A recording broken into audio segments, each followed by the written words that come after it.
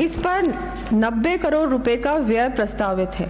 साथ ही प्रदेश के प्रत्येक ब्लॉक स्तर पर एक आंगनबाड़ी को स्वास्थ्य जांच, पोषण तथा प्री स्कूल एजुकेशन की दृष्टि से उत्कृष्ट बनाने के लिए आदर्श आंगनबाड़ी के रूप में उन्नयन किया जाएगा। इस हेतु 20 करोड़ रुपए का व्यय होगा। मैं माननीय सदन को स्वामी विवेकानंद का कथन याद दिलाना चाहूंगी। It is a privilege to serve mankind, for this is the worship of God. God is here in all these human souls. He is the soul of man. अर्थात मानव जाति की सेवा करना सौभाग्य की बात है, क्योंकि यह ईश्वर की पूजा है। ईश्वर यही है इन सभी मानव आत्माओं में, वह मनुष्य की ही तो आत्मा है। हमारी सरकार इसी भावना से समस्त प्रदेशवासियों, विशेषकर अल्पायत वर्ग तथा विभिन्न वंचित वर्गों को सहायता व संबल देने का कार्य करेगी। केंद्र सरकार द्वारा आयुष्मान भारत योजना के माध्यम से देश के कोने कोने में आम आदमी को उत्कृष्ट चिकित्सा सुविधा उपलब्ध कराने का कार्य किया जा रहा है। हमारी गत सरकार द्वारा प्रदेश में भामाशाह स्वास्थ्य बीमा योजना के माध्यम से आर्थिक रूप से कमजोर परिवारों को चिकित्सा सुविधा सरकारी व साथ ही निजी अस्पताल चिकित्सालयों में भी उपलब्ध कराए जाने की पहल की गई थी। आज कैंसर जैसी गंभीर बीमारियों का इलाज भी नई तकनीक से ओपीडी में संभव हो रहा है। अतः आमजन को गंभीर बीमारी की स्थिति में और अधिक राहत देने की दृष्टि से अब मैं प्रदेश में मुख्यमंत्री आयुष्मान आरोग्य योजना में आईपीडी के साथ साथ डे केयर पैकेज जोड़ने की घोषणा करती हूँ।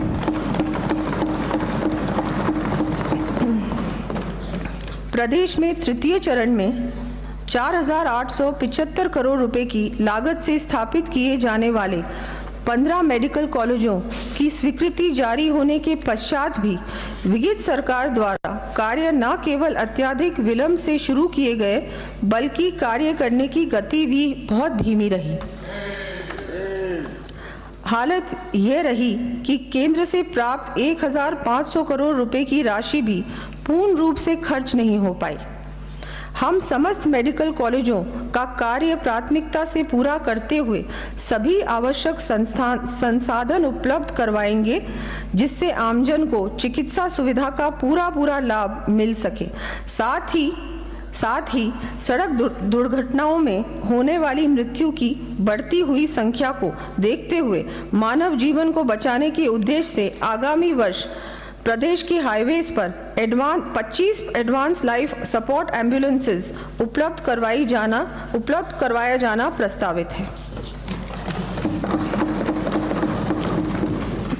भारतीय चिकित्सा पद्धतियों को आमजन के स्वास्थ्य लाभ की दृष्टि से प्रोत्साहन देने के लिए केंद्र सरकार द्वारा आयुष मिशन की स्थापना कर कार्य को गति दी गई थी। अंतर्राष्ट्रीय योग दिवस 21 जून 2024 के अवसर पर ब्लॉक स्तर तक वृहद रूप से आयोजन किए जाएंगे तथा प्रदेश में आयुष कार्यक्रम के संचालन के लिए आगामी वर्ष लगभग 250 करोड़ रुपए का प्रावधान प्रस्तावित है। माननीय सदस्यों को विदित है कि 30 जनवरी 2024 को सदन में माननीय मुख्यमंत्री जी द्वारा जरूरतमंदों के लिए 1,500 रुपये मासिक सामाजिक सुरक्षा पेंशन देने के हमारे संकल्प को पूरा करने की ओर एक और बड़ा कदम उठाते हुए प्रथम चरण में वर्तमान में देय 1,000 रुपये मासिक पेंशन को बढ़ाकर आगामी वर्ष से 1,150 रुपये करने की घोषणा कर दी गई है। इस हेतु आगामी वर्ष 1,800 करोड़ रुपए का अतिरिक्त प्रावधान प्रस्तावित है।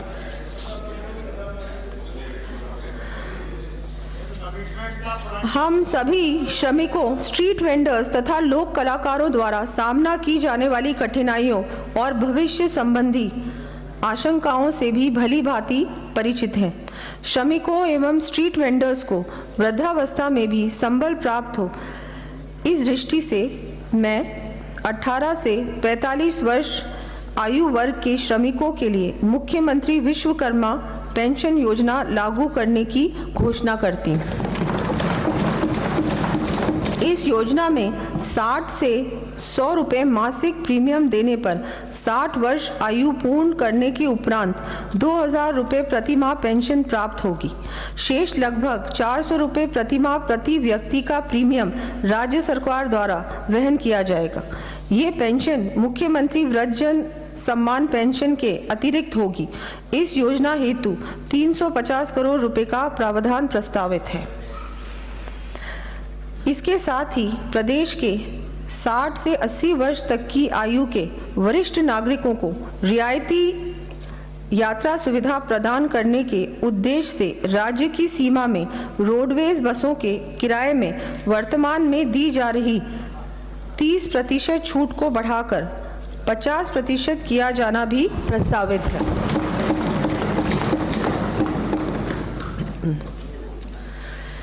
दिव्यांगों को समाज की मुख्य धारा में लाने के लिए उनके कौशल विकास, शिक्षा तथा चिकित्सा सुविधाओं में वृद्धि आवश्यक है। इसके लिए जयपुर में कंपोजिट रीजनल सेंटर की स्थापना के साथ ही फिजियोथेरेपी, स्पीच थेरेपी आदि सुविधा प्रदान करने के लिए सभी जिला मुख्यालयों पर डिस्ट्रिक्ट डिसेबिलिटी रिहैबिलिटेशन सेंटर्स भी स्थापित किए जाने प्रस्तावित हैं।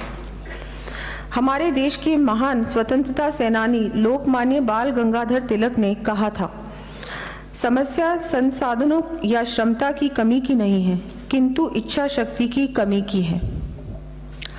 मैं सदन के माध्यम से प्रदेश की जनता को आश्वस्त करना चाहूंगी कि हमारी सरकार आमजन, विशेषकर वंचित वर्गों के सर्वांगीण विकास के लिए दृढ़ इच्छा शक्ति से कार्य करेगी। जैसा कि माननीय सदस्यों को विदित है, ये सुनिश्चित करने के लिए कि कोई भी पात्र व्यक्ति अथवा परिवार सरकारी योजनाओं का लाभ लेने से वंचित न रह जाए, इस उद्देश्य से माननीय प्रधानमंत्री जी की पहल पर प्रदेश भर में विकसित भारत संकल्प यात्रा शिविरों का आयोजन किया गया है। इसी क्रम में यह भी अति आवश्यक है कि हमारे पंचायती राज संस्थाएं एवं स्थानीय नगरीय निकाय मजबूती से प्रदेश के कोने कोने में बसे हर परिवार तक संबल पहुंचा सके। इस दृष्टि से इन ग्रासरूट डेमोक्रेटिक इंस्टीट्यूशंस को और अधिक सशक्त करने के लिए राज्य के शुद्ध कर आय की वर्तमान में निर्धारित SFC ग्रांट को 6.75% से बढ़ाकर आगामी वर्ष के लिए 7% करने की घोषणा करती हूँ।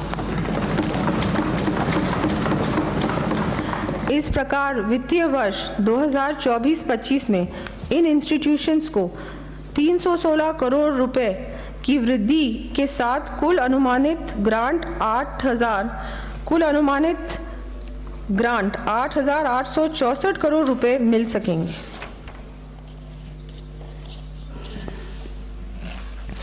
माननीय प्रधानमंत्री जी द्वारा 15 अगस्त 2014 को आर्थिक रूप से पिछड़े परिवारों को संबल देने के साथ ही सरकार की विभिन्न योजनाओं के अंतर्गत दी जाने वाली सहायता बिना किसी पिलफरेज के पूर्ण पारदर्शिता से लाभार्थी परिवारों तक पहुंच सके, इस हेतु जनधन योजना के माध्यम से सभी परिवारों के बैंक खाते खोलने के कार्य का शुभारंभ किया गया था।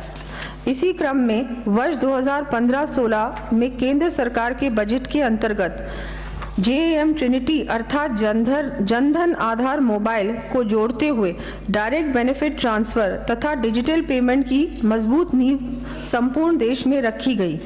इसी कड़ी में प्रदेश में हमारी गत सरकार ने इसे भामाशाह योजना के नाम से इम्प्लीमेंट किया तथा पूर्ववर्ती सरकार द्वारा इसका नाम बदलकर जनाधार कर दिया। हमारी सरकार इस कार्यक्रम को artificial intelligence, machine learning, data cloud जैसी नई तकनीक का प्रयोग कर और आगे ले जाने के लिए कटिबद्ध है। असहाय एवं ज़रूरतमंद परिवारों का smart system service management with artificial intelligence and real time system के माध्यम से स्वतः चिन्हीकरण कर उन्हें अवगत कराते हुए स्वीकृति एवं बेनिफिट ट्रांसफर को त्वरित पारदर्शी ऑनलाइन प्रक्रिया से करने के लिए राजस्थान अनुग्रह सेवा प्रादायिकी अधिनियम लाने की घोषणा करती हूँ। इस हेतु 150 करोड़ रुपए से अधिक आईटी आधारभूत संरचना का निर्माण किया जाना प्रस्तावित है। आमजन तक सरकारी सेवाओं का लाभ पहुंचाने में राजकीय कर्मचारियों की महती भूमिका को देखते हुए आगामी वर्ष कर्मचारियों को पदोन्नति के अतिरिक्त अवसर उपलब्ध करवाने के लिए डीपीसी हेतु 2 वर्ष की छूट दिया जाना प्रस्तावित है। साथ ही कार्मिकों को वेतन तथा जीपीएफ संबंधी सभी सूचनाएं विवरण मोबाइल ऐप के माध्यम से ऑनलाइन उपलब्ध करवाए जाएंगे। रिटायरमेंट के बाद भी कार्मिकों को समस्याओं का सामना न करना पड़े, इस दृष्टि से रिटायरमेंट डे पर ही पेंशन परिलाभों पर एवं पारिवारिक पेंशन की स्वीकृतियां ऑनलाइन जारी की जाएंगी। पारिवारिक पेंशनर्स को घर से ही डिजिटल लाइफ सर्टिफिकेट प्रस्तुत करने की सुविधा प्रदान की जाएगी। Rajasthan government health scheme RGHS के अंतर्गत कार्मिकों एवं पेंशनर्स को कॉन्फेड के माध्यम से दवाइयों की डोरस्टेप डिलीवरी सुविधा प्रदान की जाएगी।